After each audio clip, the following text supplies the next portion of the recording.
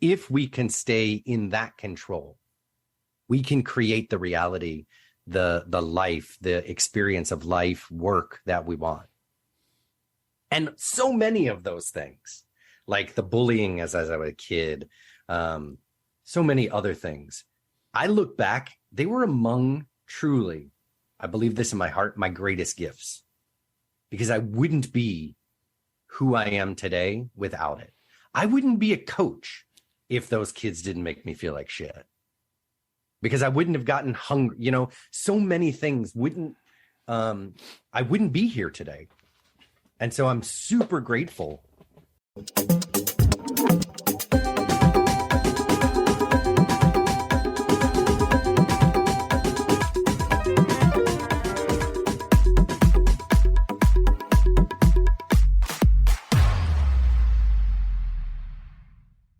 Imagine it's 12 months from now, and you've achieved your major life goals. How does it feel to be in the best shape of your life? To wake up energized, excited about the day, to have great relationships and friends who support you and propel you forward. How does it feel to have an excess of money, to be able to make the choices you want, to be fearless and open to trying new adventures? Imagine being connected to the universe and it providing everything you desire.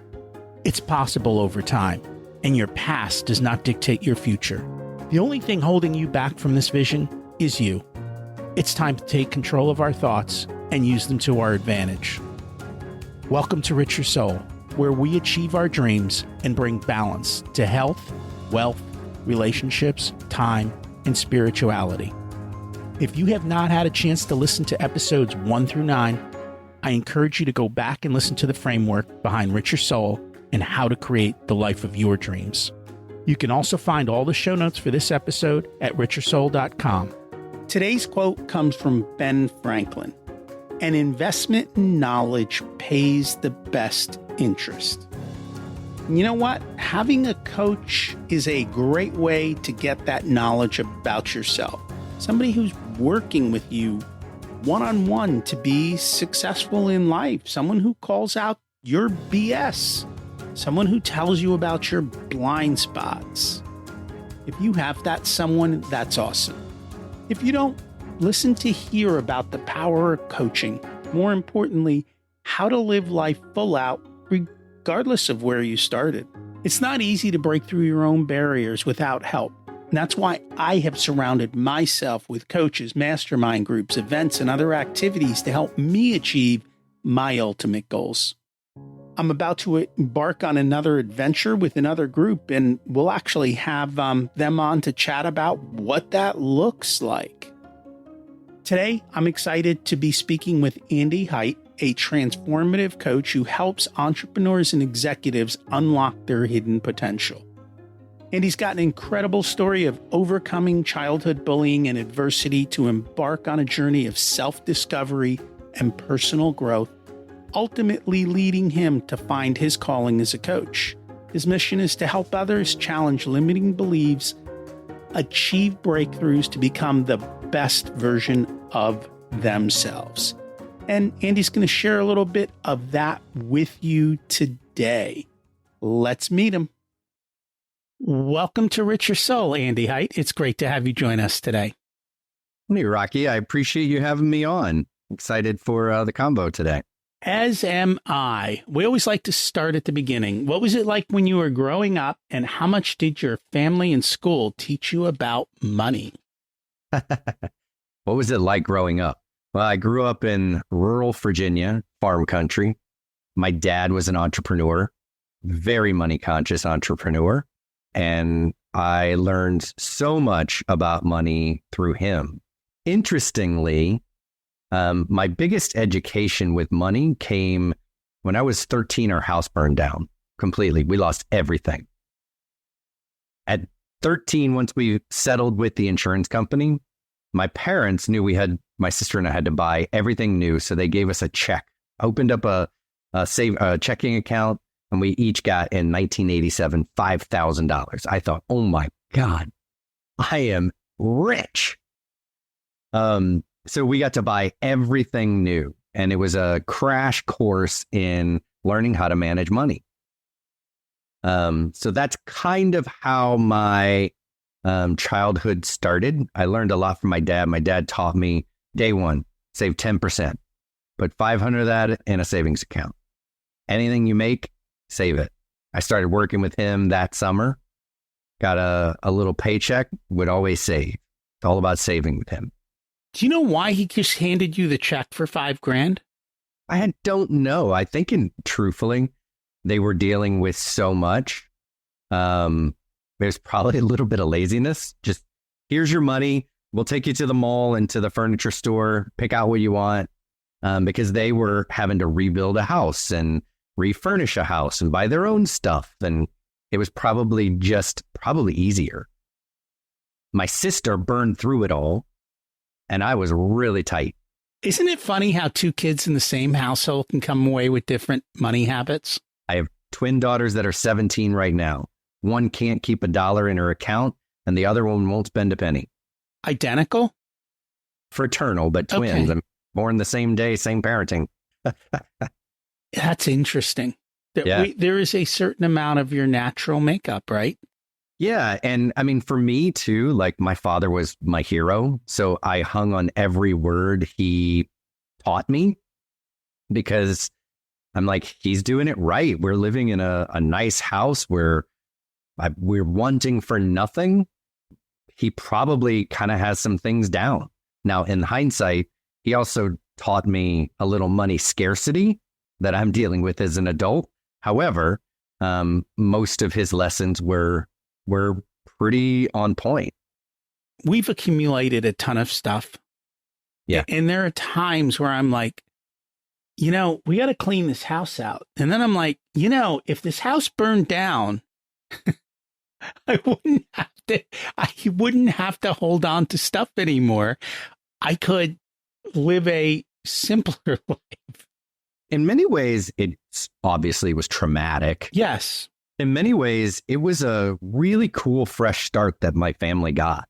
We were able to kind of downsize and to get the things that aren't just accumulated materialism.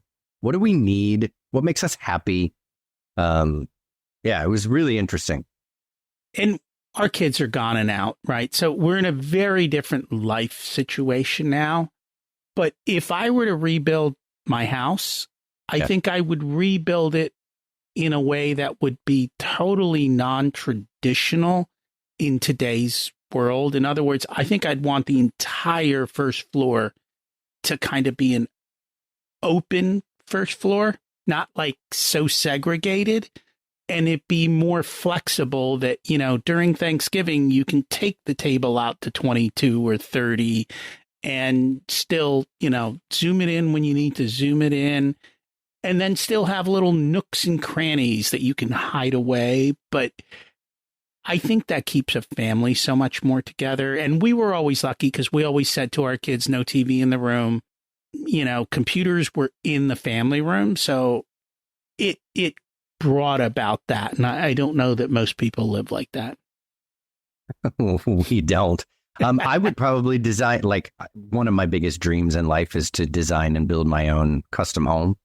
And mine would be very similar. It'd be wide open, somewhat modular, so that, if I'm cooking, I can talk to the kids, the grandkids. I don't have them yet, thank God. But when I do, it's just, I think it promotes more of a family unit. It does. And that's exactly what it's all about. Everyone's together. I hate this idea of everyone listening to their own music, their own screen, their own thing. You lose that sense of community. So you had this wonderful, perfect childhood. Everything turned out wonderful. It was a little rougher at times. So I grew up in rural Virginia. I'm an Asian American. And part of my upbringing dealt with a lot of bullying. Because I look different. So while on the outside, things seem to be clicking on all cylinders, on the inside, especially in my middle school years, I was a pretty injured, traumatized kid. It's with bullying, it really makes, well, I can speak for me, made me feel like I was other than, not worthy, outside of the circle, just a piece of crap. That's how I felt. And that lasted a long time. It really dealt with my inner sense of worthiness. You know, I'm not Italian, right? I do know you're not Italian. Well, the reason I say that is because when I grew up, it was a black and white world. Yeah. The Asian community was minuscule back then. America's changed dramatically today compared to what it was. But it was, yeah, you didn't have your own group. Like, you really didn't fit into either group, and either group was so divided. I grew up in a very divided town. And where'd you grow up? I grew up in North Jersey in Montclair. So like Montclair was, half of it was black, half of it was white. There were no in-betweens. And it literally was like street by street. There were parts in the middle that were street by street. That was when they started busing and integration. And it was just crazy times. That's all. Yeah. Where I grew up, it was 95% white. I think I had, one of my best friends was a African-American, myself, this little Asian American kid. But, you know, all my friends were white kids, very, very rural. And, you know, each has its own. So what was the outcome of that, or the result of that as you got older? I mean, I think the truth is, well, first off, it in many ways helped form who I am today, and a lot of the good qualities, right? One of the things that I had to learn early on was how to be a little bit of a politician, how to win people over so that I could avoid those, I'm putting up air quotes for those listening, the dangerous situations, right? I had to learn how to influence people and to get them on my side. And that has really paid off huge dividends in my adult life. But I know up until probably my early 40s, Rocky, I really dealt with self-esteem issues. I continued to believe a lot of those things that I feel like I was taught through those experiences, that I was less than, that I was less valuable, that I could do less, deserve less. And it played out a lot in my personal and professional life. It was my early 20s. I remember moving to Chicago and being in tears on my apartment bedroom floor. And I thought, there's got to be another way. There's got to be something different. And that's when I picked up a book that was gifted to me 5 years prior from my high school graduation.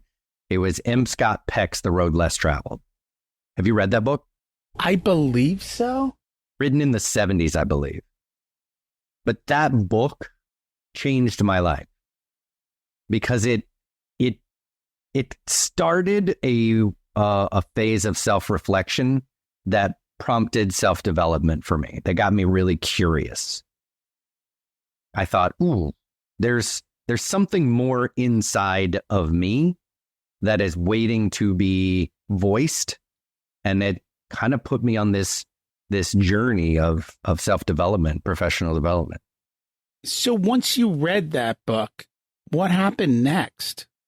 I mean, this was 23. I think I didn't really start to get over and work beyond the major hurdles that I had with self-esteem until, mid 30s, early 40s. But it got me curious. I spent a lot of time in the bookstore, reading, exploring, journaling, trying to figure out who I was outside of those beliefs. I didn't know that that's what I was doing. I know now that I know more. I was looking back. That's what really I was doing, which was trying to discover what the essence of me actually was, that lovable part, the part that deserved the love outside of the programming.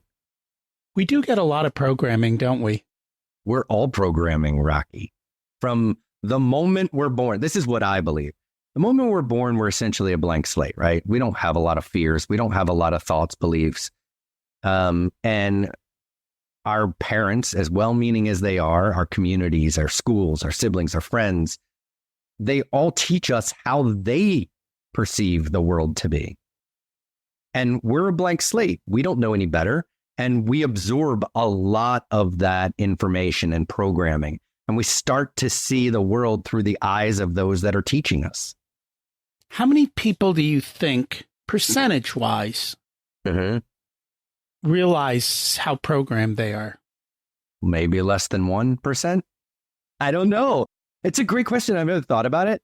I mean, I think the vast majority of people don't set out on a lifelong exploration of who they really are. You know, going back to Socrates, know thyself. You know, once you start to peel back the onion, you realize, oh, I'm not the beliefs that I have. Where did they come from? That's how I talked earlier about, you know, my father and money. He taught me a lot of things, but he also taught me money scarcity. That's just a belief. It's not real. It's a filter through which we experience the world that mom and dad taught me. How did you overcome that scarcity money mindset? Well, can I be really honest with you, Rocky? Yes. I'm still working on it. I'm a whole lot better.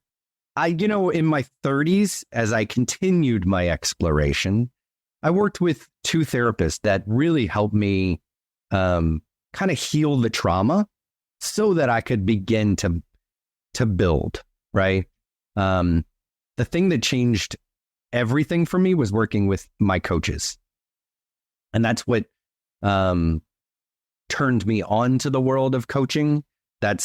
It really unlocked so much in my life that I don't know that would have been unlocked otherwise. How did the coaching differ from the therapy per se? Great question. And I've thought a lot about this. You know, therapy's primary job is to heal past wounds, to heal trauma, to heal mental illness so that a person can function appropriately today. Coaching is wholly different. Coaching, it looks into the future. Who do we want to grow into? How do we want to develop who we are? It's not to say at all that therapy doesn't have some of that, but most everything in coaching is future focused. It's like going to the gym of life. You want to get buff? Great. Here's the workout plan. Let's start doing the curls and the bench press and the squats to build that muscle. And so much of what my coaches helped me with was, okay, you have this mindset, you have this fear, you have this self-doubt. Let's challenge it.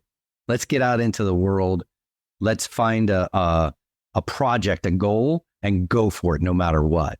And as those fears come up, we'll work with it. And then we start to see they're not real. You know, it's funny. Every time I read a psychology book, I realize, oh, this is a parenting book. You're it's fixing all the mistakes your parents or your upbringing brought. And then the second part, when I think of therapy, I think more often than not, I just hear all of these stories of people who spent 20 years in therapy and got nowhere. So again, I have dear friends and colleagues who are therapists that do amazing work. And I want to be very careful in what I say and how I say it. I'm not quite sure, this is my opinion, that everybody that's in therapy actually needs therapy. Because I too have heard that a lot with clients. They've gotten more out of 6 months or a year of work than they did in 10 years of therapy.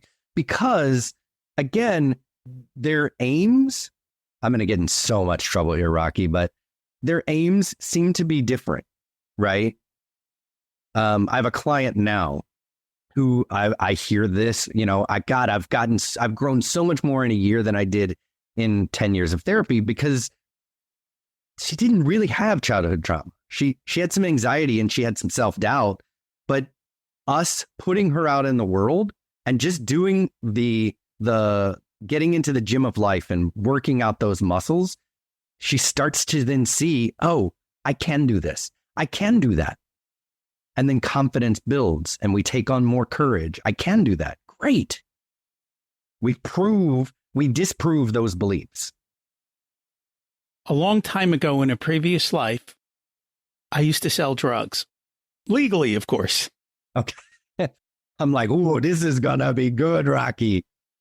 And I got stuck with a drug for a period of time, and it was selling into the psychiatric market. And it's funny because when people don't realize this, but as drug reps, we had to really understand the science to everything else. When you look at the trials and you compare the placebo versus the active drug, the results were very, very little. But what you found was both the placebo and the drug, when you went into a trial, had dramatic effects. In other words, you saw a dramatic reduction from that. But I always used to have a funny saying. I'm like, Doc, let's face facts. Most of your patients need a swift kick in the ass. But for those that don't, I've got a drug. Because I realized that's literally what most people need. And I think a good coach does that. They hold you accountable. They push you over the cliff with a parachute, right? I don't believe in jumping and building on the way down. I believe in safely doing things and with going love, forward. Passion, and kind of helping to shine a flash. You know, my kids, when they were young, they'd come in and they'd be like, there's a monster in the closet or under the bed, you know, and go in the bedroom, take a little flashlight or something and open the closet and go, look, there's nothing there. That's kind of what we do in coaching sometimes too. It's like we have this preconceived notion, we have this belief, this fear, and then we challenge it and we go, oh, well, maybe that's not right. That self-awareness opens the door to so much possibility. Maybe the thing that I thought for 30 years, there's a sliver of light, a crack. Maybe that's not right. Maybe there's something else. That self-awareness is gold. And that's what we do a lot in coaching, is help people develop higher and higher levels of self-awareness, because then we can change anything. What made you decide to become a coach? So it was one of those things, because I'd just fallen in love with it, being coached. I didn't really know what I was doing, but I started helping other people. I'm like, I'll coach you. I'll coach you. My employees at the time, I had a sister-in-law that was going through a divorce. I'm like, I'll coach you. Just because and like I said, when I was 23, I fell in love with personal development. So I was always trying to find ways of growing myself, and I wanted to help other people. And so just through that exploration of helping others and coaching others, I went and got a little certification because I thought this is fun. I realized really early on, I actually am good at this. People trust me. They feel safe in a conversation with me. They can be vulnerable with me and tell me where they want to grow and what their dreams are. And then we can go help them create it. My first paying client, worked with him for 3 months. After that 3 months, he said, man, I met you at that bar at the networking event back in January. I just want you to know that meeting you changed my life. Because so much in him had opened up. So that's how I started. I just fell in love with it and realized I couldn't do anything else. So was it an instant shift? Did you just go off and start to be a coach, or did you need a push? Yes and no. I started doing it a little bit on the side while I had my previous career. And then there came a moment where after that gentleman said that, I came home and talked to my wife, and I'm like, I feel like the universe is telling me something, you need to be doing something else. You need to be doing this. This is your life calling. This is chapter 2 for you. This is how you make an impact. And so we just decided to kind of create the runway to leave the previous career and start this business. And that's what we did. I completely cut the cord of the golden handcuffs, took out probably a $50,000 loan, and ultimately more after that, to build the business. Congrats. I'm assuming it's going well. It is going well. One of the things I hold integrity to be really important for me. And I've always been that really conscious parent. I want to teach my kids. I want the best for my kids. And I sat down one day and I realized that I kept telling them, you can do anything. You can do anything. Just put your mind to it. And part of what was the kick in the pants, so to speak, to start this business was who would I be if I told them you can do anything you want? You can build anything, you can be anyone, if I was too scared to do it. And that's why my wife and I just decided I'm leaving. I'm going to start this business. I'm going to share the ups and downs with them, and we're going to sink or swim. Nice. I don't know if it was wise, but it was. So I'm kind of a fan of having a runway and taking that slow step. I think part of the reason I do that is I meet a lot of people who want to do X. They may not have the skill set for X. Yes. And I mean, the best way to look at that is they talk about athletes. You look at a basketball player and you look at a swimmer, they have a certain body style. If they switch places, it wouldn't go so well. Okay. You know, you have to have the innate skills. You have to have the ability. But then again, I think everyone can kind of find their groove in their group. However, in business, I've learned if you're trying to sell to poor people, you're going to have a poor life. I mean, unless you're Dave Ramsey and have figured out how to get a whole bunch of people to deliver your service for free. Yeah. It's not so easy. And so it's getting the right product market fit in doing all of that. And as long as you can do it and you can make it work and you're willing to keep showing up, which is the key. Like I actually just the other day, I was speaking to a relatively new entrepreneur. Look, it takes 3 years to build a business. And if you don't realize that it takes time and you try and hop off and do this in 2 minutes, or, you know, you're going to be up and running and replace your income in 90 days, the reality is you're not. It took me almost to the month, 3 years, to not to just replace the income, but to become profitable, pay off some loans and to get the business where we needed it to be. My wife, she worked barely part-time. And so, yeah, it took 3 years to get right where we needed it to be. And I think people need to realize that it is not overnight success. It is doing the work, and it takes time. What's been your biggest aha as a coach? That's a great question. My biggest aha as a coach. Well, one of the things that I learned early on was I am only as good as a coach as I am being coached and as I'm growing. And so one of the things that's been most important to me is to stay in the journey of growing, because it is probably my best tool for my clients. Well, it's true, because if your client grows and you don't, right, they're going to go off. It's interesting because a lot of people, well, I would say a lot, I'd love it to be a lot, but people call and we'll go through an exploration process, and I'll encourage people, talk to other coaches. Sometimes they say, well, what should I look for? Because coaching, while people know of it as a thing, most people don't really know what it is, right? Or what they're in for. One of the things that I tell people to do is, if you interview other coaches, ask them if they have a coach. And they always sit back and they're like, do you have a coach? I'm like, yes. And they're surprised.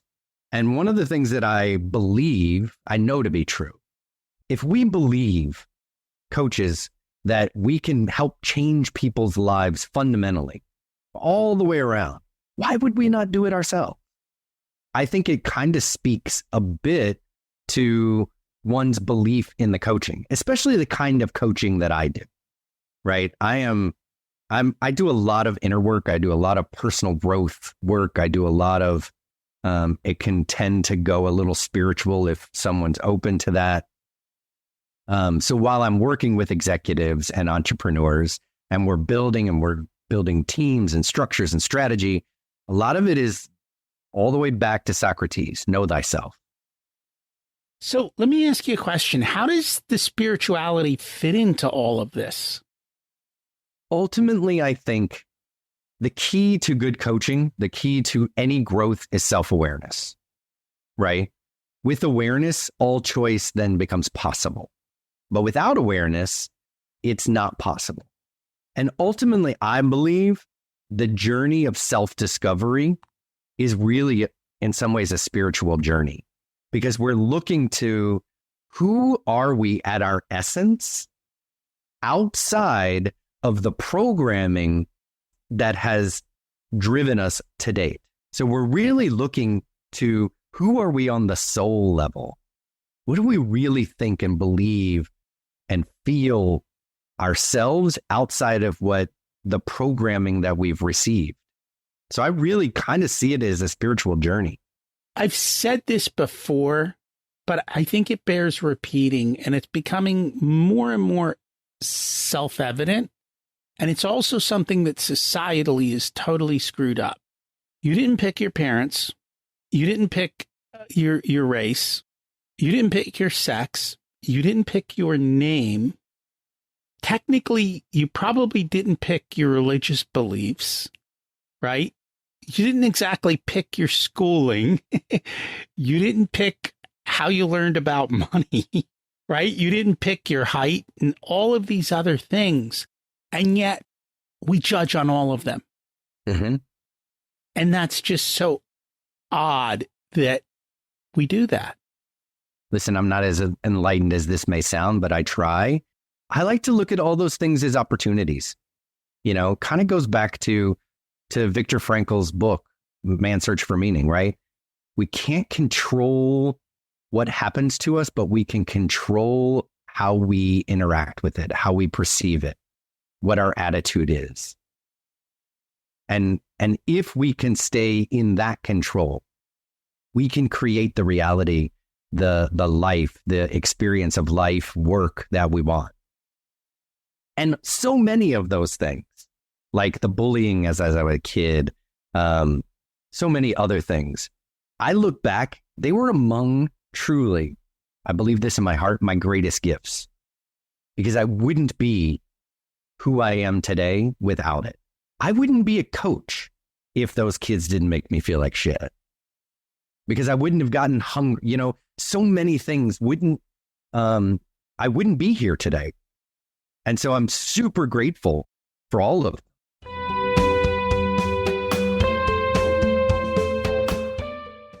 Today's episode is sponsored by Profit Answer Man Podcast. Did you know that most small business owners hate looking at their financials? It's one reason they may struggle with business success. The Profit Answer Man podcast helps them ensure they are profitable and can pay their employees and weather the storms we all have to face. It's built on the Profit First methodology of pay yourself first. The Profit Answer Man podcast is a must listen to for every small business owner and anyone who wants to help them survive and thrive. Check it out on your favorite listening platform.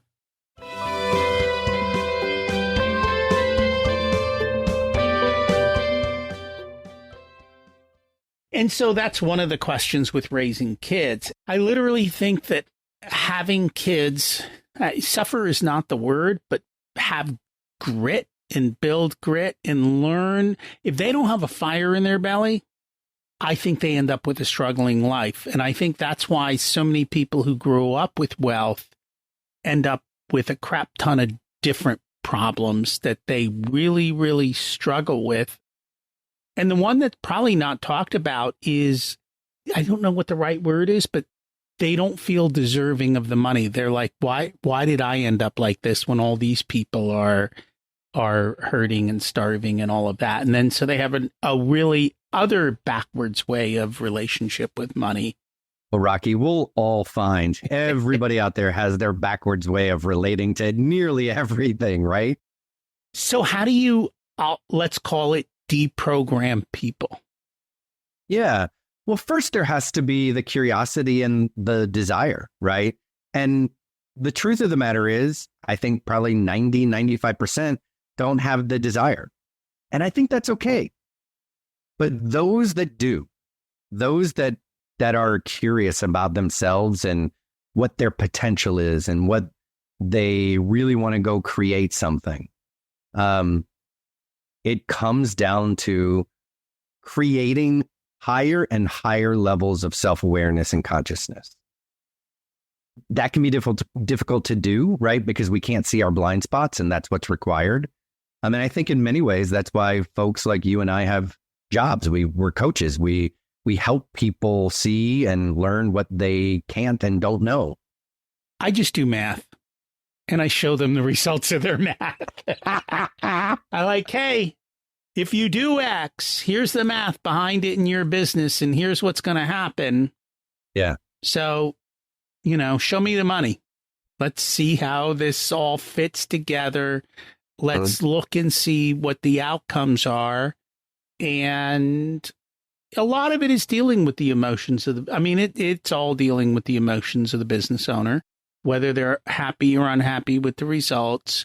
Or not they're courageous enough to take a chance here or there, or deal with their own money mindsets around risk or lack thereof. Or, there's so many.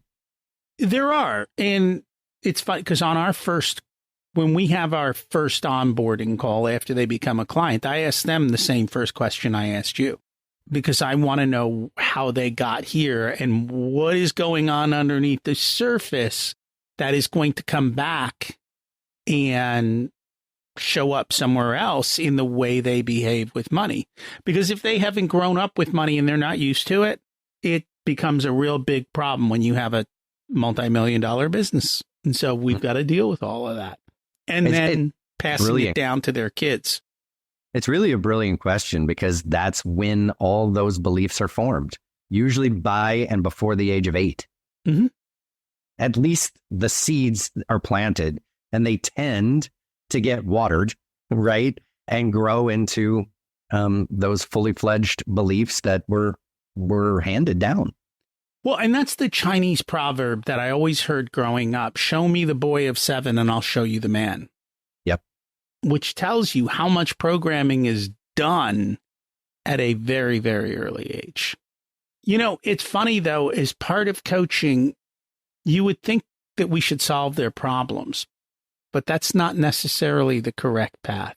There's a lot of coaches out there, and the word coach is thrown around all over the place without a true definition. And the definition I'm using is the one created by the ICF, the International Coaching Federation, where we're not giving advice. Now, my full disclaimer, my business is Scaling Minds Coaching and Consulting. So we do coaching and we give some advice or help solve a problem. But a lot of what we want to do, it's kind of like that phrase, give a man a fish, he eats for a day, right? I can tell you how to solve this problem the way I would. It would probably get you beyond today. But the beliefs and the thoughts and the fears and the mindset that created the problem is still there. So you'll come right back. It's like that, the Einstein saying, you can't solve a problem with the same mind that created it. And so what we do in coaching is we try and adopt the idea of teach them to fish, teach them to think, teach them to question, to try new things, to experiment in different ways, so that we can start to reprogram a lot of these beliefs and unlock hidden potential. Because a lot of the beliefs are there to keep us safe. That's why we develop them. We see some danger. We're like, ooh, if I hold on to my money, I'm going to be safe. It probably worked to a certain extent, right? The problem is it creates a ceiling that one can't grow beyond. So if we can have them question those beliefs and experiment beyond them, they can start to see that, ooh, it's not as dangerous or scary or as I may think. And then we reprogram. Have you found there's a certain kind of person who is, for lack of a better word, more coachable versus it's like, you know what? I don't want to talk to these people. Not, you know what I mean? Yeah, definitely. There's some people that come in that just want their problem solved. And there's a lot of great people out there that are consultants that can do that. It's just not my client, right?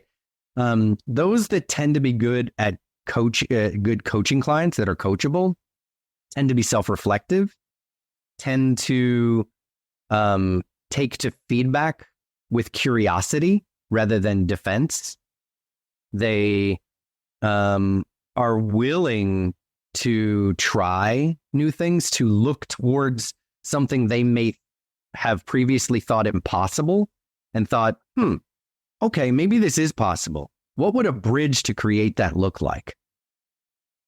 So more open-minded, more self-reflective, more curious, and not like holding on to their current reality and beliefs. Helping them see the possibility.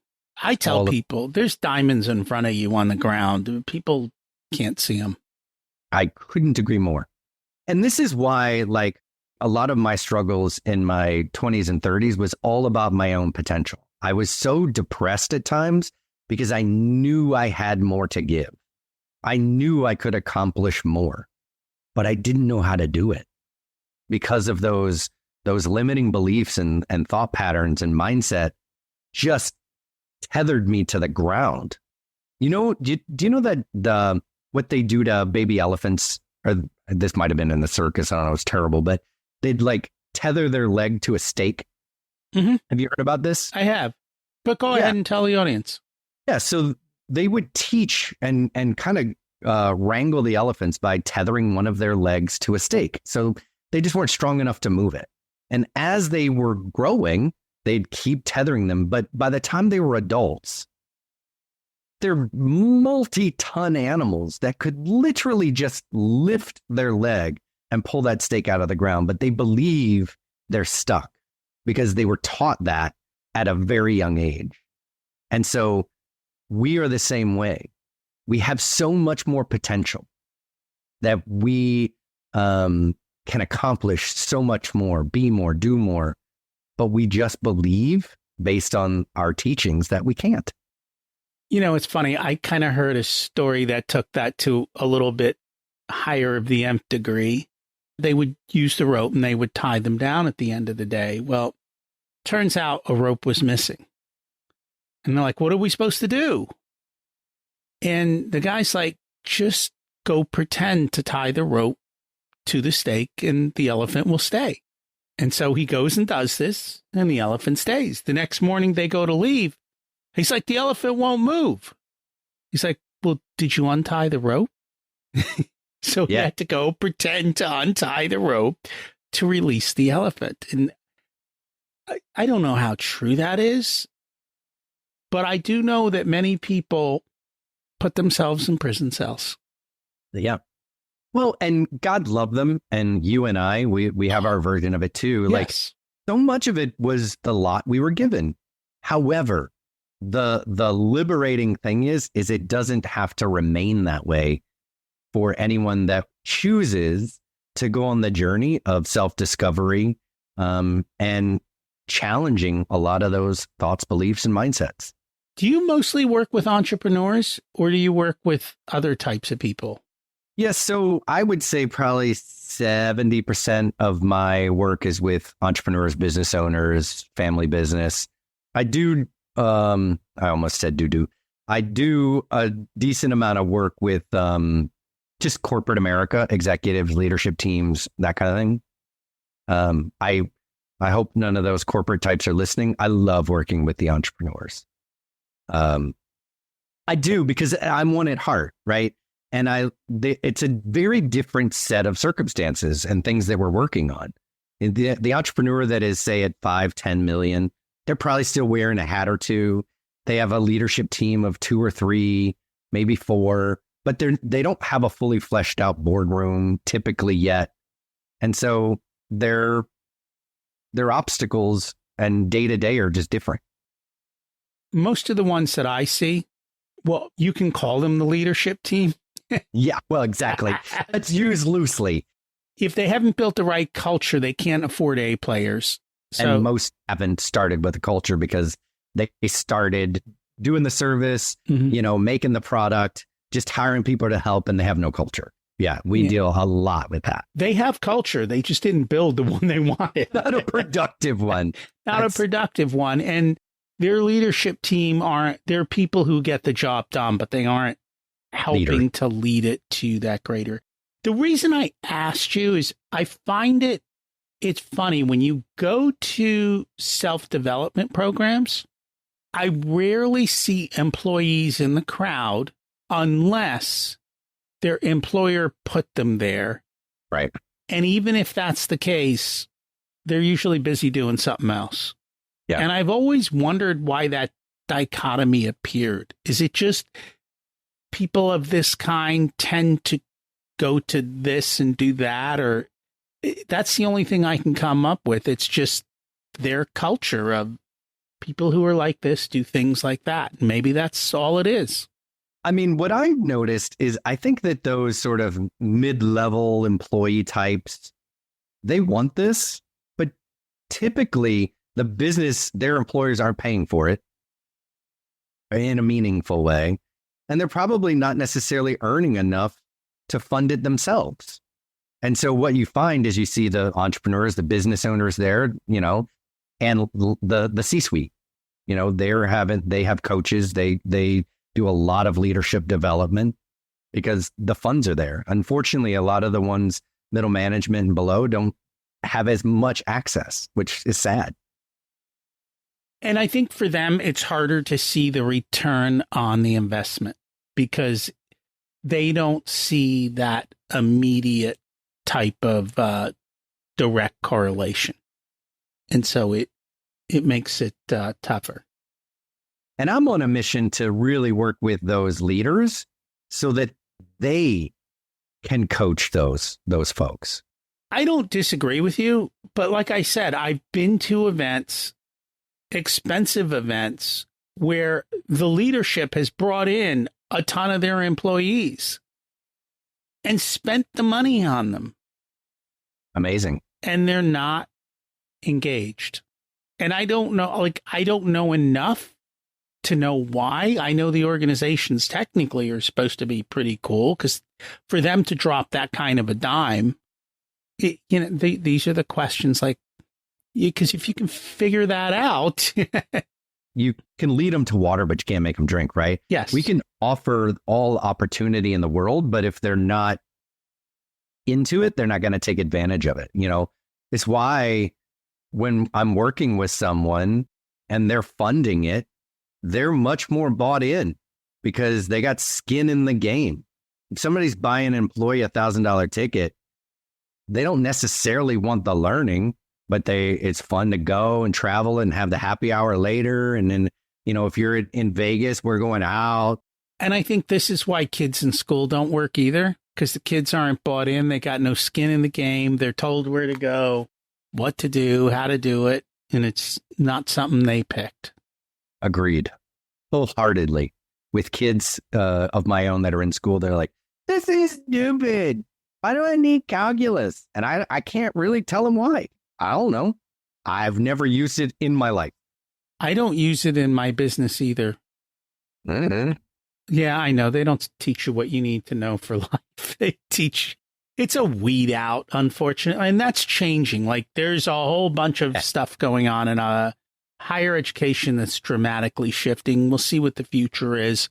But today, I truly believe in self-education. And if you've learned how to learn, you can go figure out whatever it is you need to learn. And it doesn't cost a lot of money. There are so many free to next to free resources out there that it's easy to do that.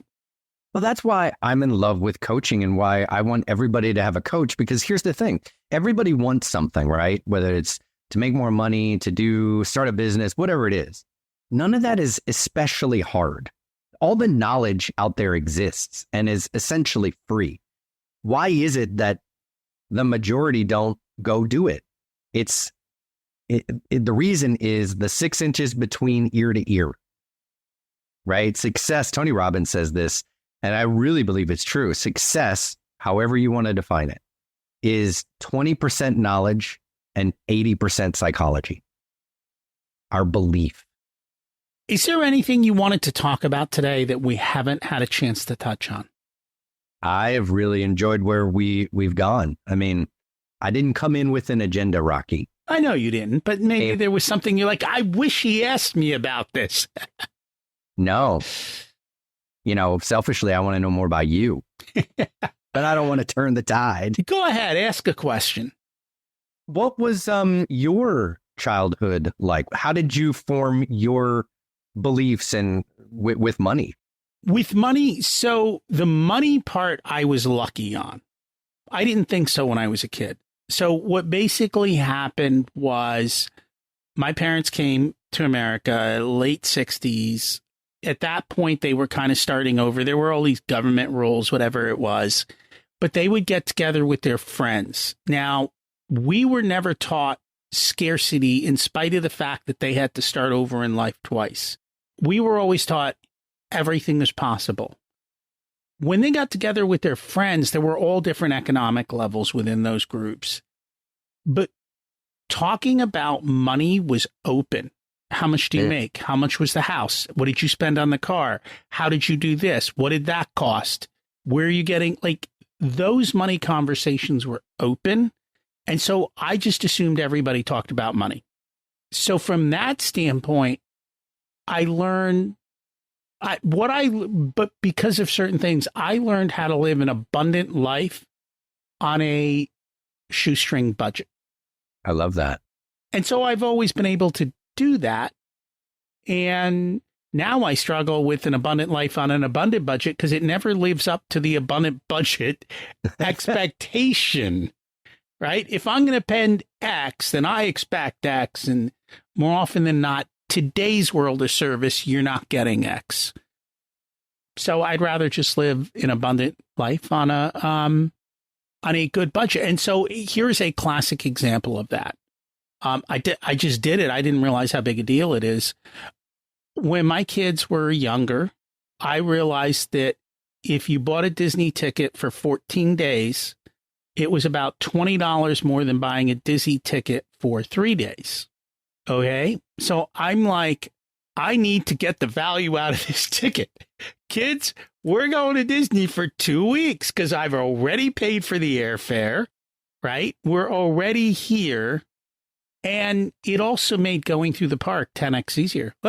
There's a line over there. We don't stand in lines. Yeah. We'll go over there and we'll come back when it's less, or tomorrow we'll come back. And that'll be our first thing. So, I mean, that's the kind of stuff. And I figured out how to stay in very nice places. This is long before Airbnb. We would stay in 2-bedroom, 3-bedroom timeshares. I didn't buy the timeshare. I rented it from the poor guy who bought it and couldn't get rid of it and just would be happy that someone gave him some money to stay in his luxury timeshare for the week. And so that worked out well. We just, there are ways to do that. And I think even in today, there are ways to play these games and do all of that. I think we're twins in that way. Like, I love finding the value in something. Like, that to me is sport. Mm-hmm. That's something I would do. It's the Asian gene. It might be, yeah. The other thing that you said that I really love and appreciate was the transparency around money when you were growing up. We talk about this in business culture, right?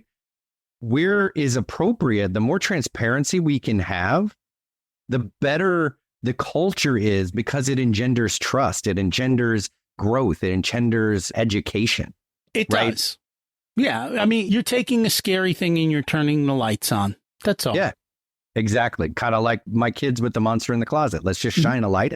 But my dad, now that you say that, was a little bit similar with money. Like, he would tell me about the monthly bills and what the mortgage payment was and how much money his business brought in. And that helped so much to put like numbers to value to, right? So I do that today with my kids. We'll go out to dinner, and for, there's 4 of us or 5 of us go out to dinner, and I will drop $300, $400, $500, $600 on dinner. And at the end of dinner, I'll be like, hey, here's what this bill was. Was this place worth the money, or was it not worth the money? Should we have done something different? So that they just start to understand there's nothing wrong with spending the money, but did you get what you wanted out of it? And if it wasn't valuable, then let's do it differently, or let's come back because, hey, this was a lot of value for the money, even though it was a $600 dinner. And that's cool too. It's whatever works for you. Yeah. That's fascinating. Well, thanks for sharing some of your story with me.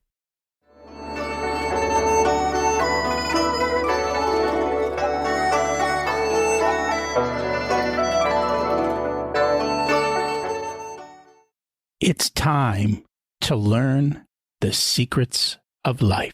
What's your secret to living an abundant life? Such a good question. Like what you were saying earlier, abundance can be financial, but it doesn't have to be. The greatest value that my wife and I hold is that of laughter. And it's how we know if things are going well or not. When we laugh a lot, life feels abundant. And we try and at every turn find places, events, moments where we can laugh because, hey, if it ain't fun, it ain't worth doing. For me, that is an abundant life when we are able to enjoy it, smile, and laugh. Government hasn't figured out how to tax laughing yet. Exactly. I can stay under the radar with that one too. Literally from the moment we've been married for 21 years, every year we live in Chicago. For our anniversary, we sort of like cement that value, personal value for us by going to Second City. We go every anniversary when we're in Chicago. Nice. To say, hey, this is important to us. And if it's important, go do it. Yeah. What did you learn later in life that you wish you would have learned sooner? Later in life, that it's all a game. It's all a mirage. It's only real if you make it real. It's the thing that's opened up so much possibility for me in my life. The beliefs, the fears, all those things that have held me back, they don't have to be real if we don't want them to be. We all make our own reality. We 100% do. Yeah. Some people are afraid of heights and some people aren't. Why is that? It's because I am. It's scary. That's why. It's because somewhere in life, something happened that said, oh, this is super dangerous. And it can be, but it doesn't have to be all the time. No. If you were to give an 18-year-old one specific piece of wisdom, what would it be? Fail fast and often, because failure isn't what you think it is. The greatest lessons in life come through stumbling and failing. Ask a toddler. They'd never walk unless they fell. And they don't give up. That's right. Because they don't make significance. They don't make it significant, right? When we are in business, for example, if a product fails or if the business fails, we make it so significant and about us, and we say that there's something wrong with us. It's not. And if the kid falls and you laugh, they'll laugh. If the kid falls and you freak out, they'll freak out. That's exactly right. Talk about programming, Rocky. Yeah, well, get better at it. Walking can be fun or it can be dangerous. If people would like to learn more about you, your coaching services, where can they find you? We're pretty active on LinkedIn. It's pretty easy to find me if you look for Handy Hite, Hite. You can also find us on my website. I have a little page there, especially for your listeners if they want some freebies. If you go to scalingminds.com/RS for richer soul, scalingminds.com/RS. There's a couple of assessments there, like entrepreneurial assessments. There's a ebook on leadership, authentic leadership, my personal favorite brand of leadership. And if someone is interested and wants to have a conversation, there's a link there too. We can do a little bit of coaching. Let's play and see if we can help them find some deeper levels of self-discovery. I like it. Thank you so much for joining us today. Rocky, you're the best. Thanks for having me. Do you laugh enough? I know I don't. Are you making the breakthroughs you want? I know I've crushed a bunch and I'm working on getting to the next level. The question is, who's going to help you get to the next level? It's funny, Andy and I know a lot of the same people, even though we have never met before. I'm glad to have him in my circle now and excited to learn more from him. It's probably why we got along so well. We're drawn to the same ideals. So the question is, who's in your circle, and are they helping you to unleash your limitless potential? If you enjoyed listening to Andy, check out his work. If you know someone who would benefit from listening to Andy's wisdom, would you do me a favor and share the episode? That would be so cool. Thank you so much for listening and for being part of the podcast. Have a wonderful and abundant week, and we'll chat soon.